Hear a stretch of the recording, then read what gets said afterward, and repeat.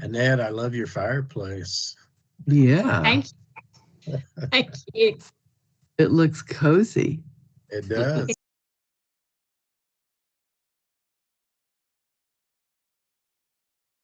It's chilly here. I hope it stays chilly here for the foreseeable future. I'm not ready. I'm not ready for the heat. Or the mosquitoes. Or the mosquitoes. I saw some mosquitoes yesterday, so they're just hanging out, waiting. They're ready. Summer can't get here soon enough for me.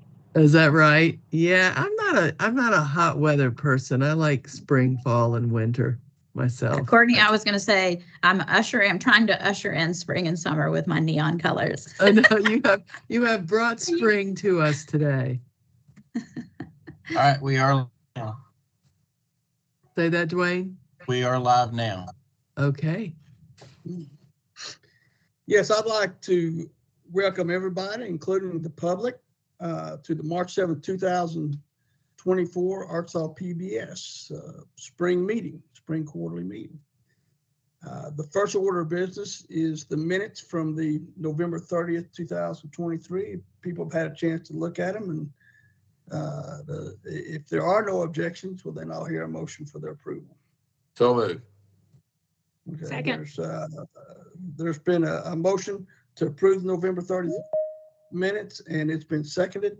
All in favor, say aye. Aye. Aye. Aye. Zan? All Aye. against say no. All against say nay. Okay, I think they passed. I don't think y'all could have followed orders, but that's okay. First thing up is the chairman's report.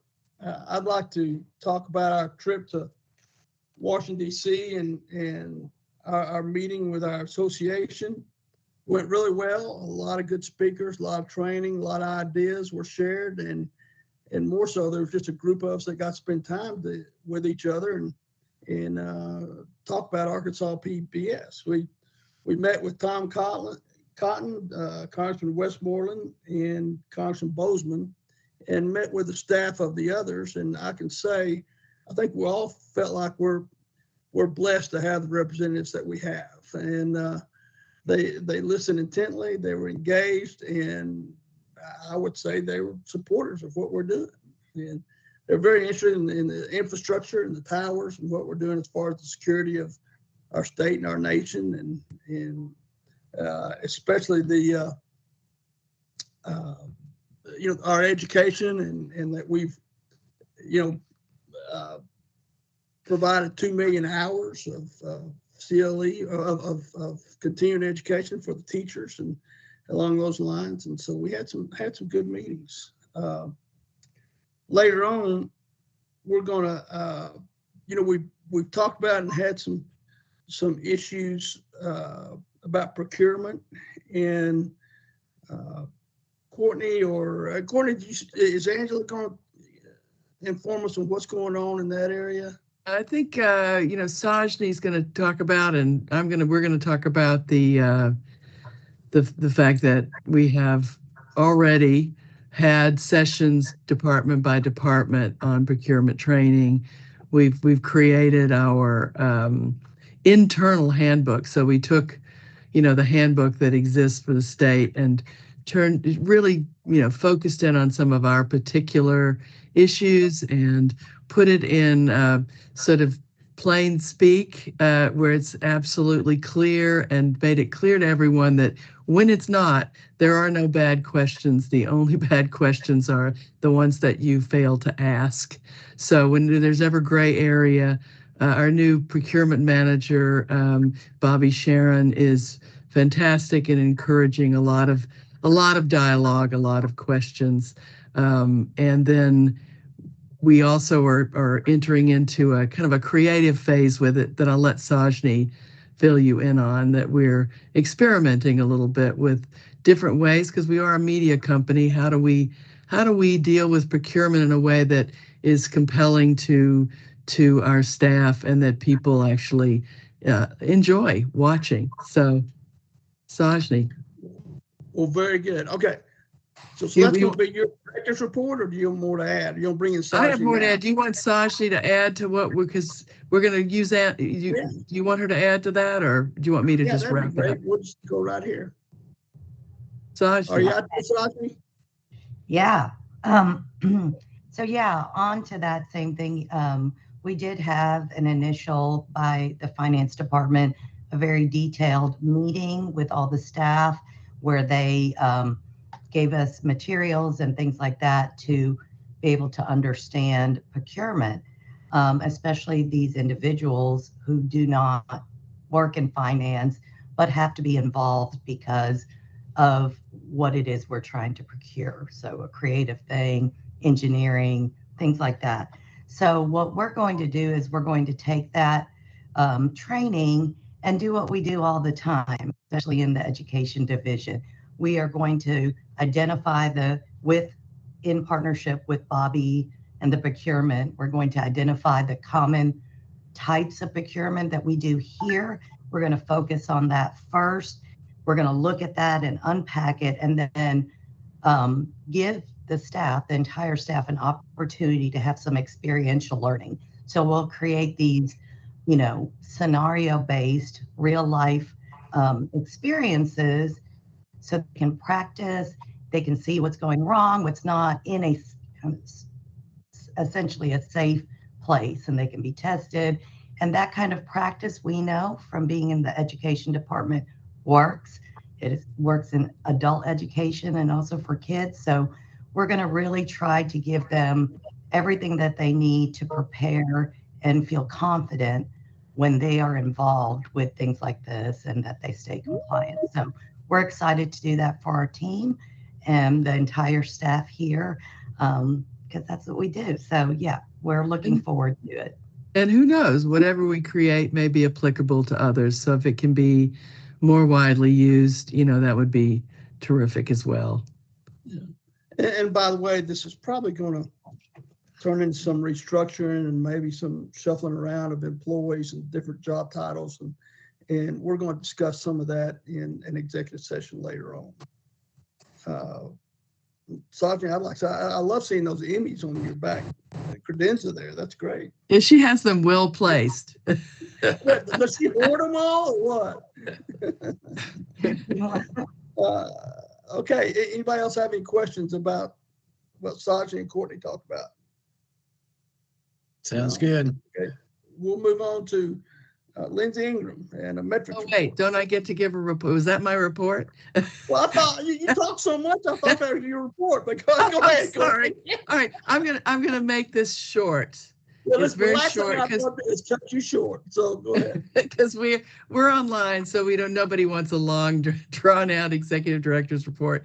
But I'll just quickly give you, we hosted a national workshop here at Arkansas PBS called Accelerate. It was part of the national PBS team, and it went very well. They have told us it was one of the best ones that they have held at stations nationally, and it gave us an opportunity to really begin our discussions about what does the next strategic plan look like. We're still actively in the 2021-2024 plan, but what's next? So that was a really good opportunity.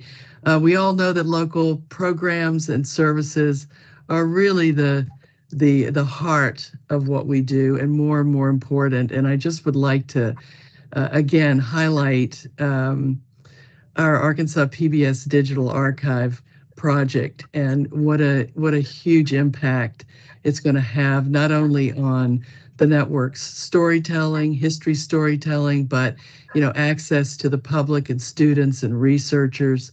There are 5 phases. We're really well into it. We've of course done the procurement phase. We've done the inventory phase. We're in the middle of the digitization phase, and files are already kind of coming back to us, which is exciting.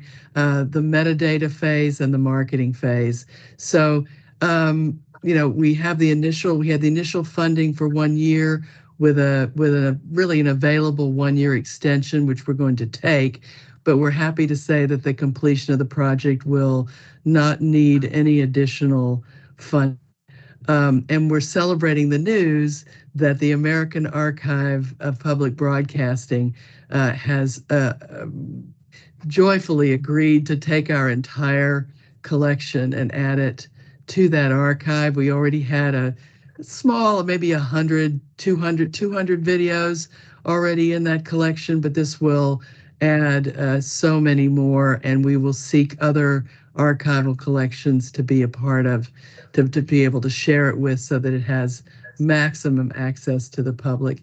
And I'll just give you one small teaser that Dwayne Wilbur, our head of operations, that he admitted that he could not resist dipping into the files, the first ones that came back.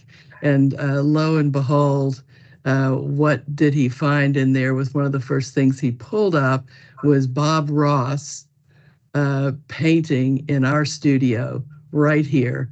So that's just a little taste of what we can probably look forward to, and not only those kind of stories, but statesmen and stateswomen and dignitaries who come to the state. It's going to be a real treasure trove. So that's really all I have to say, except that we want to put that archive out front and center and keep you all posted on where we are in it. And the marketing phase will be critical for our service to the public, to make everyone aware out there that this archive resource exists. So thank you. I'll turn it back over. I really look forward to seeing some Woody Freeman and John Brown clips. Yeah. They don't exist. I did wonder if the David Pryor Center is connected with this somehow. We will connect with them. I know Dwayne, I believe, has had some conversations with the Pryor Center already, and we had ongoing conversations with them about various and sundry other things. So, yeah, I mean, I don't know what their capacity is for that, but I would think it's something definitely to explore. Seems like it would be beneficial in both directions, but would. We had a tour up there at one time and weren't quite sure, what to do, how to connect, but good. Could Sounds also great. be part of the University of Arkansas special collections as well. I mean, that's a possibility. Yeah, good. Well, Courtney, I just want to say that I know that the commission appreciates your laser lock and the staff on this issue, because it's something that's going to last generations after we're gone. So, Absolutely. Thank you for making this happen and saving all that. Well, history. thank you to Marge Betley and our foundation for finding the funding source. Yeah. Thank you, Marge. Right. Okay. Anything else, Courtney? That's Anything it. else? Okay. Don't For want to now. cut you short. So, Thank you, West. next is Lindsay. All right, I'm gonna share my screen here. Hold on just a moment. All right, everyone should be seeing the title slide for our metrics report. When we last met, I believe it was the end of November, we had just gotten some audience insights from a deal with Axiom, which was another foundation win, that they were able to get us that for no cost. So we've started using that data to really target one of the insights that came out of that is that a lot of our existing audience is on LinkedIn and not on some of the other social media channels, Instagram, Facebook, Twitter. So we took that to heart. We've spent a lot of time really homing in on our content that we put on LinkedIn, and it's paid dividends. So I won't go through every one of these numbers. I'm happy to see that all the arrows are facing up. They're all green. Every channel that we track, our audience grew month over month. Obviously, the most recent month is February, since we just came out of that month, but I'm glad to see everything coming up. January had a couple of dips in a couple of places. And so again, I'm glad to see that righting itself month over month. But I will call out LinkedIn here almost at the very end. You can see just between January and February, and again, this is the first time that we're tracking this, the audience grew 5%, which is remarkable from a month-to-month increase. So, and we've included, just for posterity's sake, we've included a high level output of what the audience insights told us in terms of household income. That's what the HHI stands for, age, and then education level, just so we keep this front and center every month when we're looking at these numbers. As I mentioned, and this shows fiscal year 24 in orange over fiscal year 23 in blue. So you can see how we're tracking year over year. Again, everything looking really good. The email is something that is a bit cantankerous for us. We are in the process of looking to switch vendors. So we have some better insights on what's happening with email.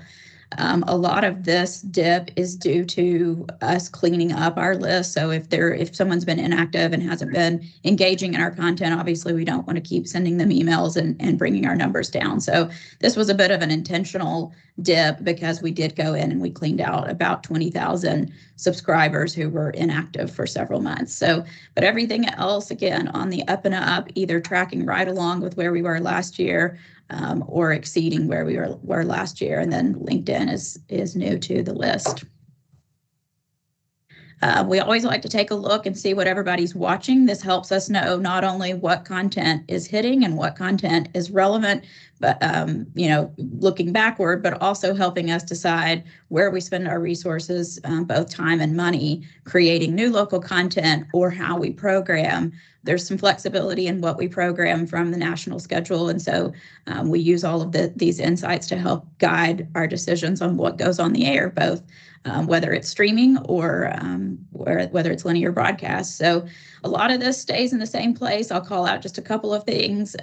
In the month of February, we had this is the first time that the program, and this was a local program, a new island Marshallese community that came up in our top 10 for YouTube. So had lots of people looking for that. That's good. Nearly 2,600 streams of that program on YouTube. As we get into, obviously, with it being an election year, we're seeing more and more of our news and public affairs. Arkansas Week came into our local streams. This means that anybody watching the PBS app, whether it's over the top on a Roku device or on their phone, Arkansas Week came up in the top 3. And this is first time I've seen this since I've been here. I've been here about 18 months. Frontline, PBS NewsHour, again, a lot of news programs. And I think we'll continue to see that as we move closer and closer to this election. Then we take all of that and we boil it down just, again, to help us from a genre standpoint. So same programs that you saw on the previous slide, now they're just divided up into where their genres lie. And again, science and nature for us, this actually from January to February is the exact same lineup of shows that appeared month over month in the exact same order. So these are clearly popular with our audience. History is always popular. News and public affairs is always popular. This category will go in and out. We'll sometimes have, 2 programs, 3 programs, 4 programs. So this has the most movement. Drama is always our big winner with our audience. Everyone loves all of the PBS dramas. So we always have a really large showing of drama content. And I will stop there and ask if there's any questions or anything I can jump back to. If not, I'll hand it over. I think Angela may be up next. Is that correct? No, next is Marge. Oh, okay. Yeah. I will stop sharing my screen then. Thank you. If there's no questions, we'll go to Marge. All right. Thank you, everybody. Good to see you, albeit virtually. Good nonetheless. So as you know, in the last few reports from the foundation at commission meetings, we've talked about the fact that our individual membership revenue was really kind of flat, not seeing as robust a growth as we had seen the first 2 years here. I'm very happy to report that for the last 3 months, at least, we're seeing a real change there. I am hopeful that is a trend that will continue and that's an indication that our viewership across the state is feeling more comfortable with the economic climate right now. I do want to do a quick screen share just to show you from end of December to end of January to end of February, what our membership revenue growth looks like relative to last year to date, and also our ambassador circle growth. So hang on 1 second here while I do a quick screen share. All right. So at the end of December, our overall membership revenue 2.5% ahead of the previous fiscal year to date. Not terrible, just not as much as I like to see. I'm ambitious that way. As of the end of January, it was tracking 3.2% ahead of the previous fiscal year to date.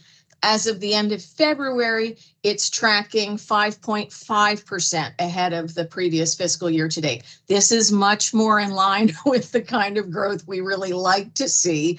Again, this is a very small snapshot. It's just 3 months. Can't say what the next 3 months will look like, but I'm very happy to see it moving in the right direction. So I'm going to scroll down a little bit, and this is Ambassador Circle revenue. Ambassador Circle donors are the ones who give $600 or more per year to us. So our higher level donors, they represent just a small percentage of our overall membership base, but represent disproportionately a larger amount of that of the revenue that we bring in. So as of the end of December, Ambassador Circle revenue was tracking only 1.7% ahead of the previous year to date.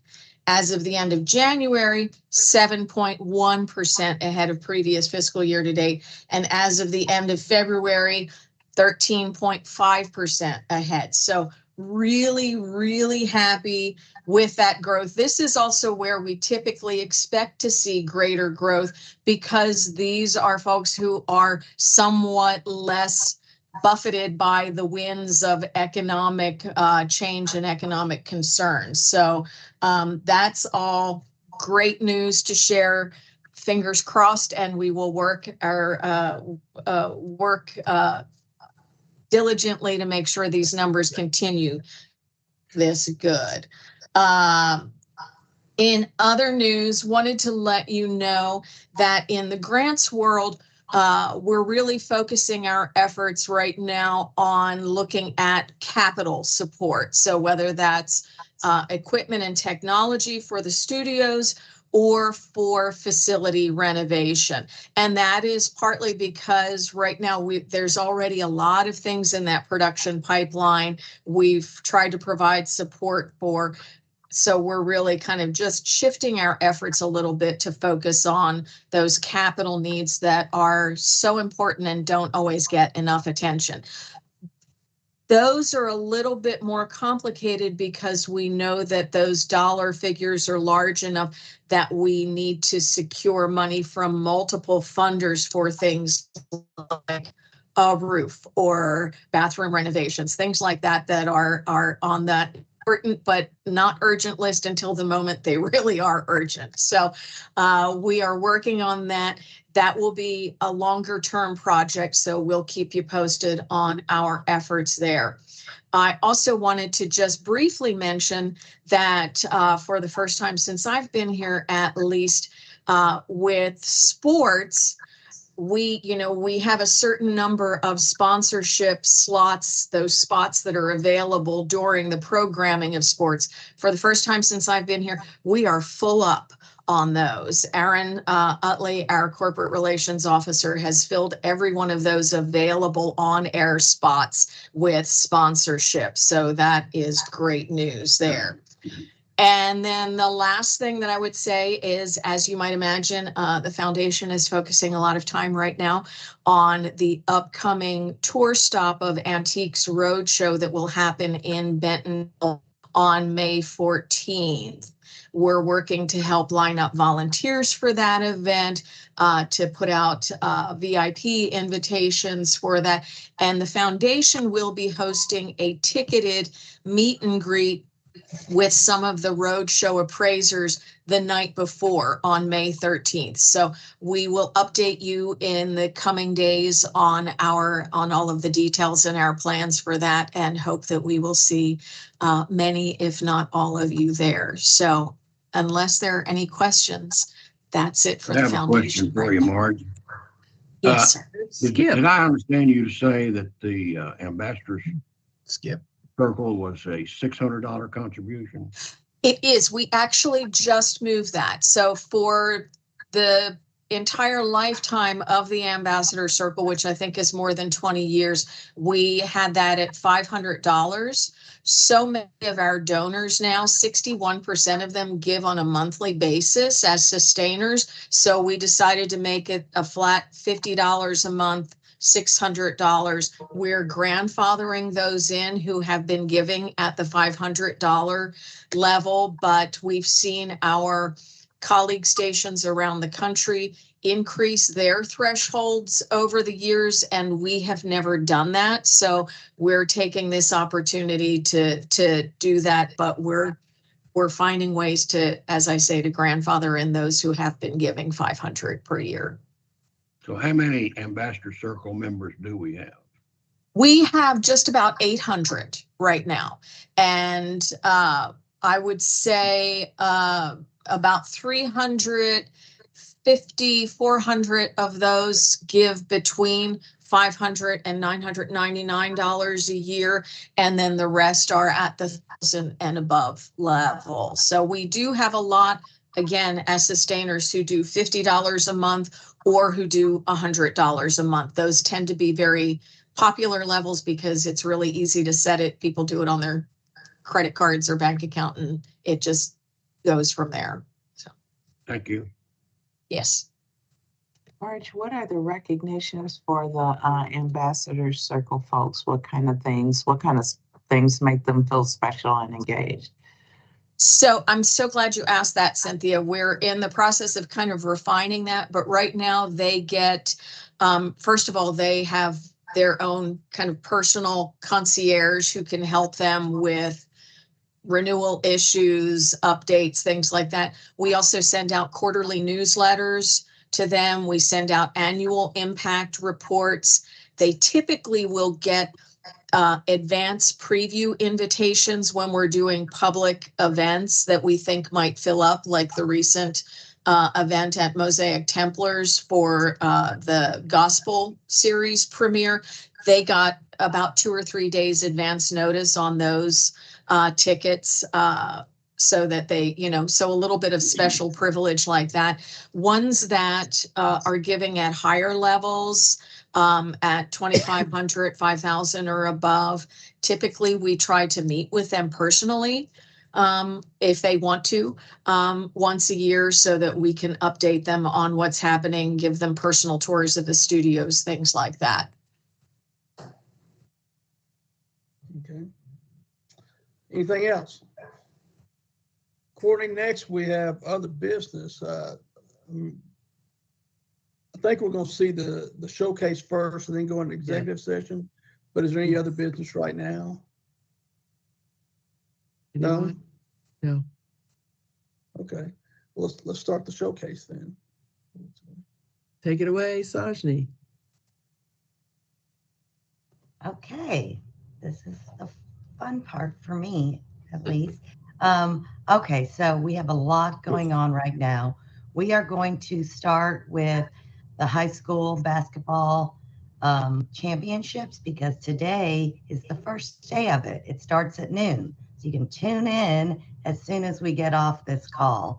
So those are the high school championships, 6A through 1A, and some of our team is down there, and we wish them a great weekend. So it's Thursday through Saturday this week. And we thought we'd give you a clip from one of the Arkansas stories. We always include Arkansas stories during these championships. And this one is fun. It's about the buzz. So sports radio. How can you have sports without sports radio? And we can go ahead and play it. It's a clip. Some people think it's an easy job. All you do is talk. Well, I challenge you to turn on, a recorder and 4 hours, try to be compelling. Get out there, boys. Let's get it done. He was a character. Once Razorback, always Razorback. You understand the power of the buzz? And you got cheated. Wah, wah, wah. Hey, I ruined his game because I hit him with a golf ball. Whoa. Well, the Buzz is a 100,000 watt station that covers about every direction from Little Rock for about an hour and a half to 2 hours, depending on the day. And we're a sports talk station. But we're more than sports. We're entertainment. I would say we are personality-driven radio. We started out actually back in the good old AM days. We were the first AM west of the Mississippi that actually went to a complete talk format. It's just been a growing thing. I think it's still evolving all these years later. Good afternoon. Welcome to Drive Time Sports here on the Buzz Radio Network. Social media, Twitter, Instagram, plenty of things to distract you. So terrestrial radio, even though now we can stream and do all those things now, it is a challenge. It is, so you better come up with something very compelling. It's really about, does the listener like the people they hear? It's not always about the content, it's about the people. So likability is a really important thing. Help us out, please. Okay, ready? 2 claps and a 2 whip. We're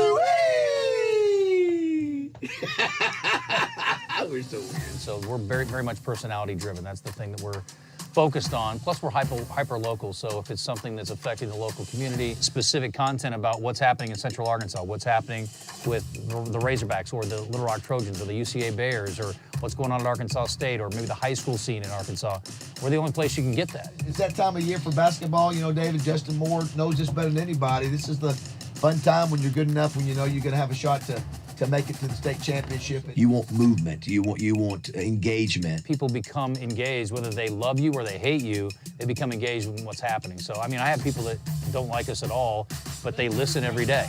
He's the best quarterback right now, baby. He is. Right now. And he's got the best He coach. got cheated, whatever. And he's got the He's best the best quarterback right now. Let me ask you this. And he was the Do best you take quarterback offense- last year, and he's going to be the best quarterback next year. So stick that in your pipe and smoke it, all of you. Is Andy Reid the best coach in the NFL? Absolutely. Get it fired up. I stir the pot. There are people who the minute they wake up to us, that for us in the morning at 6 o'clock, I mean, their alarm clock comes on and it goes to our opening music. You get in your car, you're still listening. You go to work, you're still listening. And so that's the biggest compliment you can get, is that people want to hear and have been listening to us for 25 years. So. But to our audience, to know that we care, that we want to give them as much information, as many stories as possible. For credibility standpoint, we need to be there. Let's talk with Razorback Bob. Robert, good afternoon. Into where you can walk into any city within 2 hours from here and they go, oh, listen to your show. But a lot of people who listen to us, they consider us friends and family, like they know us, and they do. When you're on the show 4 hours a day, people hear everything. You know, this is year 20. We've been doing this, and people have stuck with us. Some have not, but most of them did. And we've got new listeners because of Justin and others. And we sometimes forget the power. We've lost quite a few because of Justin. No. I never think of this as work. Anyone that's been around for 50 years and the number of athletes, the paths that he's crossed, the lives that he's influenced. And I'm blessed to be able to do it on a Monday through Friday basis. And you can say this is a labor of love. Everybody, thanks for being with us. The Zone's up next. Oh, there you go. Okay, well, that clears it up. Okay, so it was so good we showed the whole thing. I'm sorry, I got that wrong. But we're very excited about basketball sports this week. Our next showcase is, I think all of you have heard, there's a total eclipse coming to Arkansas, right? So there's no way we were going to miss that opportunity to capture it. And also, you know, the totality on the map of Arkansas doesn't cover all of our state. So we wanted to give an offering to everybody in the state to experience this, you know, very special, I think maybe twice in a lifetime it would happen, folks right now. So the eclipse is coming April 8th, and in support of that, with the Department of Education, we are going to feature 2 programs. So a week prior, on March 28th, we are going to have a 30-minute documentary that we got an exclusive with NASA to produce, and that will really be for the general public and kids especially, to understand why this is important, why this is significant, and to really appreciate it the following week when it happens. So after that, of course, we're coming live on April 8th, and we are spanning the entire totality of the state. So we are coming from, I believe, 5 cities, if I'm right. DeQueen, Arkansas. Oh, I think Dwayne started playing it. Did I do that? We're coming from DeQueen, Petit Jean, Rockefeller Institute, Russellville, which is kind of the hub where NASA is coming. And I think people from France, I mean, it's a big deal. And Jonesboro, and I'm sorry if I missed one, Conway.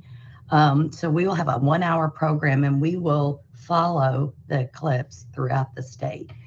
Everybody's involved at the station. We're going big, and we're very excited about it. Here's a clip. We will get everybody more information. We're about to kind of launch the promotion of these 2 programs. So, Dwayne.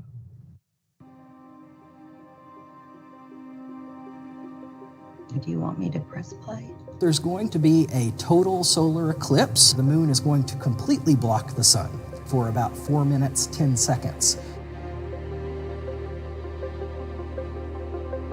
Anytime you get an opportunity to see a total solar eclipse, I think it's absolutely fascinating things to watch. It was probably the most spectacular thing I've ever seen in my life. I would say it was a religious experience. It really is. It's a once-in-a-lifetime thing. Try to find the magic in it because it's coming through your backyard. Definitely couldn't take my eyes off it. To see the alignment of it was really cool. I didn't want to miss a second of it.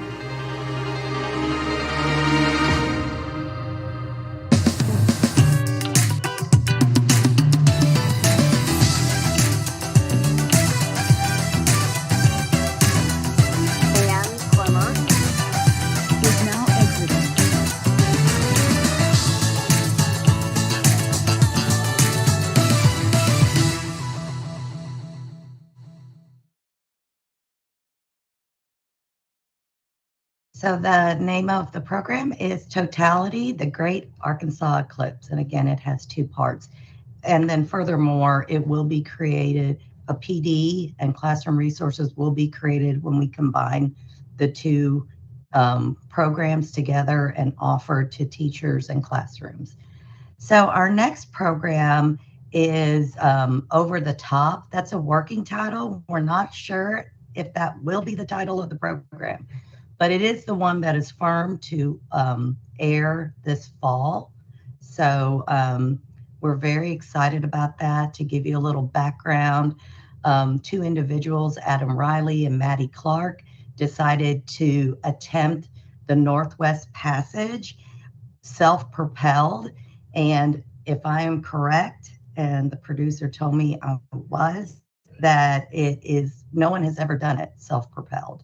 So this was their attempt from it. Adam is from Fayetteville, so he is from Arkansas. And so we're very excited. We're keeping our footage close to us right now. What I'm going to show you is them making a boat that we got prepared for an Instagram. So you'll see it's kind of a boxed image, but we'll give you a sneak peek to this.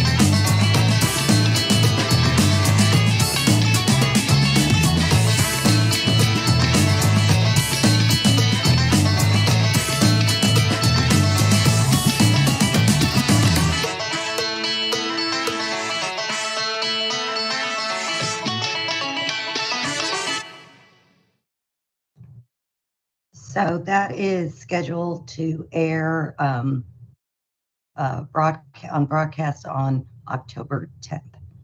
The next one we have is Arkansas Treasures. We recently aired episodes 3 through 6 this past month. It was a very, very successful event and broadcast.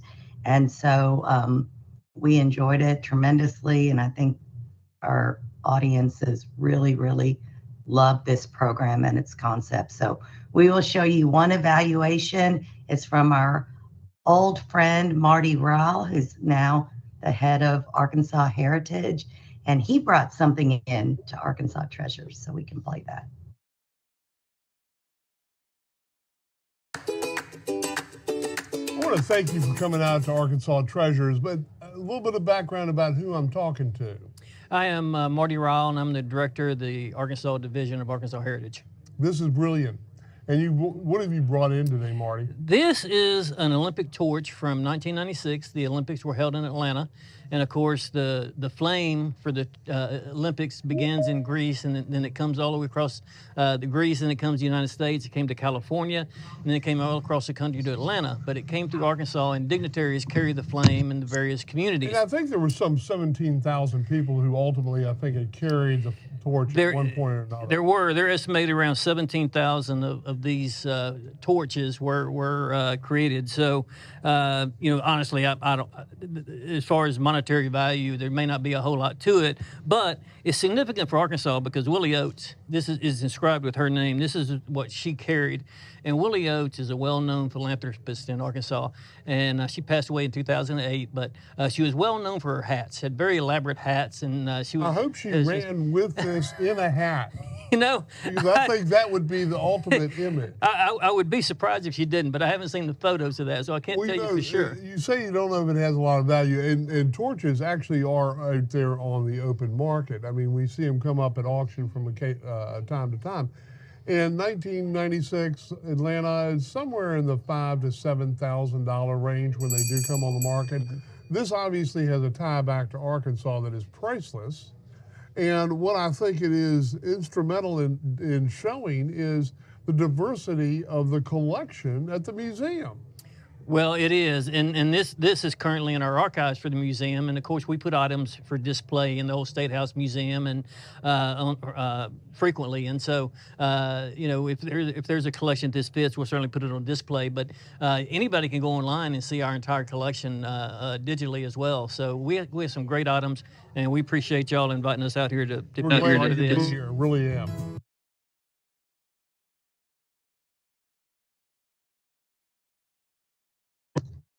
Okay, so just two more, or really one, but two clips, is Mystery League. You guys heard about it last time. Yesterday was a very emotional day for many of us here. At 5:16 p.m., we delivered the last episode to Master Control. This was a 2-year project from a blank page to what we delivered, which was 18 episodes. And so we wanted to show you a clip from Field Trip Fiasco. And we picked this because it is basketball season. And I think every single one of you here, unless you're too young, remember where you were, can remember where you were when this happened. So, Dwayne, we can play the clip. I thought this was a museum. None of these pictures look old. Not all history is old, Terrell. Historic events are happening around us all the time. We need something more fun. Maybe something more recent. Hey, come look at this.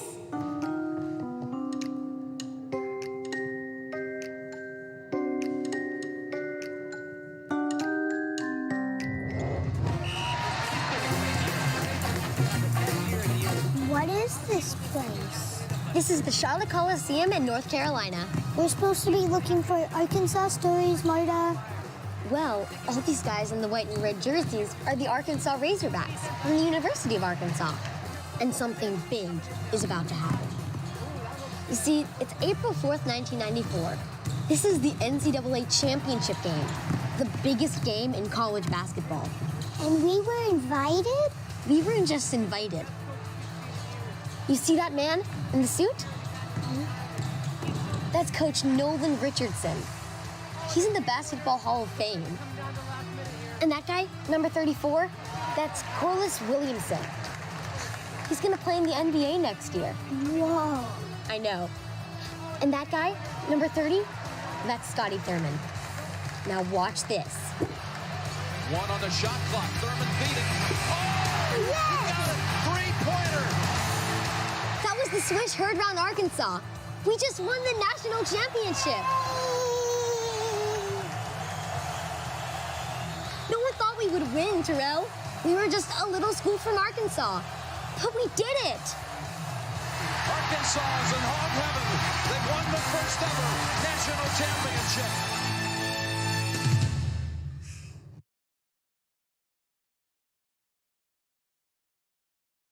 So I will end, and then I'm going to pass it to Veronica, who will talk about the national showcase with just the second half of the season of Mystery League, just a trailer from that. So.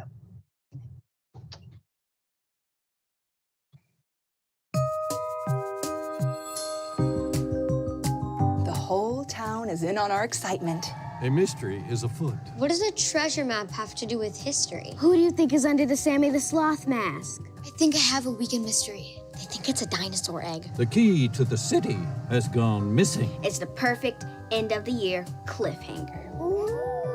Who is right? Is now joining. What do we know? A part of being a good detective is following your gut. Clues aren't just hanging around all willy-nilly. There's only one way to find out. He left behind a series of clues to solve to find the treasure. And nobody has ever solved them. The final dancing detective. But who is he?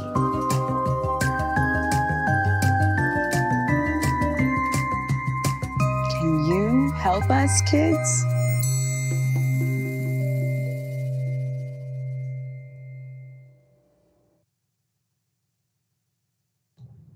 Toss it to Veronica for the national showcase. So fun. So I will say that what I'm going to show you isn't quite as whimsical and fun as those super great clips from Mystery League, but they are, I think, will hold their weight.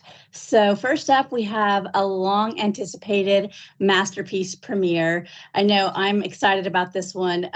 Helena Bonham Carter is stars as a real life soap star that was fired when the show was at its height.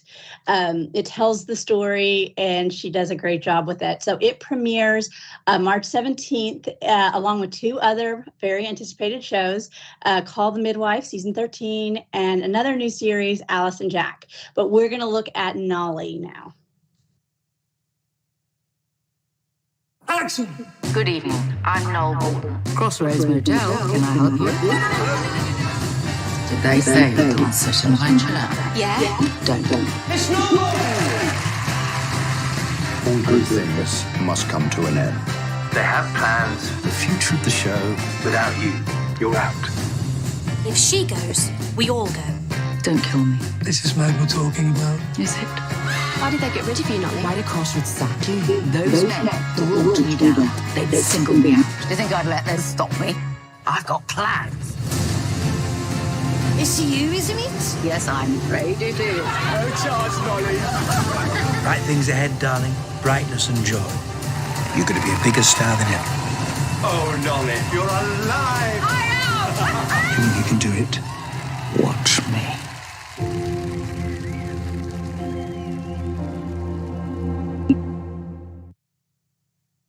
I just love that one, and I think that I will too. And for the second show, I wanted to show you guys, it's also a true story from the United Kingdom, and this one shifts gears a little bit. It tells a story about the UK Post Office. It premieres on April 7th, and I think that the trailer does a great job of setting up the premise, so I'm going to let it do all the work. So we can go ahead and start that clip next. The computer system Post Office spent an arm and a leg on is faulty. No one else has ever reported any problems with Horizon. No one. You're responsible for the loss. I haven't got that money, and I don't know where it's gone. These deficits were most likely caused by you. That is the Post Office case. Or our hopes, or our savings down the pan. That was a lie, actually. We're fighting a war against an enemy owned by the British government. There's millions of people out there who've never heard of us. We can't stop now. This is about the reputation of the Post Office. It's not. It's about people's lives, you moron. Finally, 555 of us now, ready to tell our stories.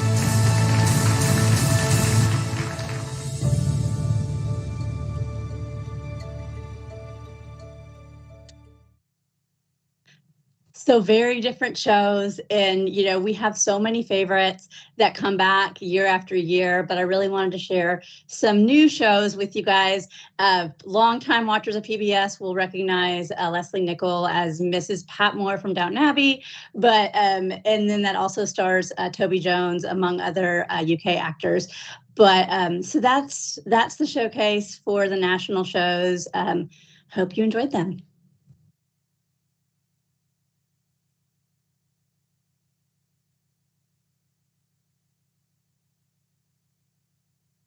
West, I think you're still on mute. Yeah, you're muted.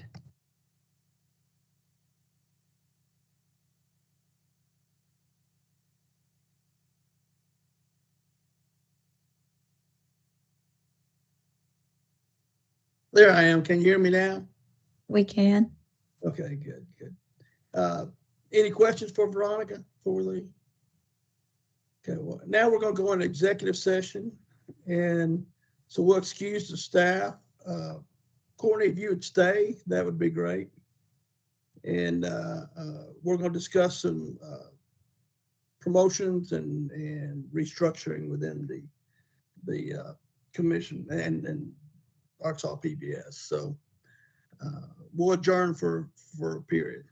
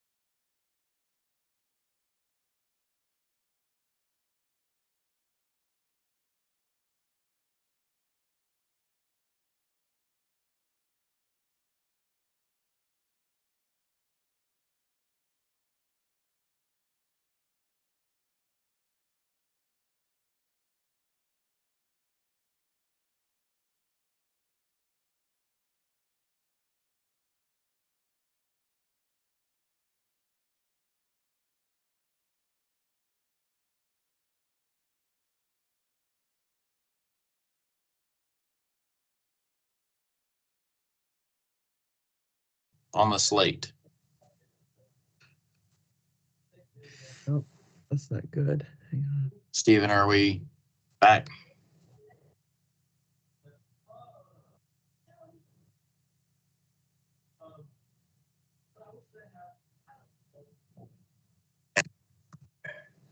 Good. We are back in session and out of the executive session. And there will be no votes taken today. Next, your upcoming events. Courtney, are you going to handle that, or who's going to handle that? Yeah, I'll do that. I want to make it short, but gosh, I was looking, there's so much going on. March Pledge continues through March 10th.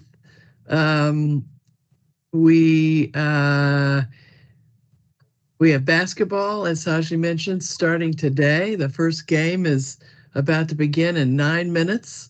We're covering through Arkansas Live is a growing initiative where we do these high quality live streams that really are sometimes better than being there. We're live streaming the Governor's Arts Awards on the 8th of March. We're also doing live streaming on Arkansas Live Women's Military Symposium on the 23rd. On the 28th, you'll see part 1 of Totality, the Great Arkansas Eclipse. And Mystery League continues out through the spring. On the 8th of April, of course, is the actual eclipse. So we'll air the live stream across the state from different locations across the state, and also the informative educational piece of that in a documentary. On the 25th of April, we have the premiere of Celebrate Autism Community. On the 27th is Quiz Ball is back.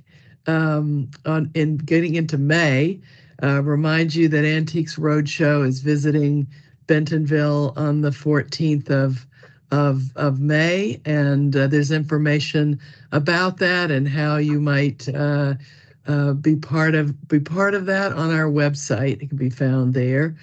In the 16th through 18th of May, we have baseball and softball. 26th through 31st of May, Boys State is live streamed. And then again, we reconvene on June 6th for our next commission meeting. Okay. Any comments from commissioners? Do you know where that meeting will be, Courtney? Have you decided yet? I don't yet. It may well be Conway because there's a lot going on in June, but we will discuss it. I know we keep talking about doing a meeting another place, and I know we need to and want to. We just have to figure out the logistics of it. Yeah. Okay. Anybody else? Well, then the chair will entertain a motion to adjourn. So moved. Second. Motion to adjourn has been moved and seconded. All in favor say aye. Aye. All against say nay.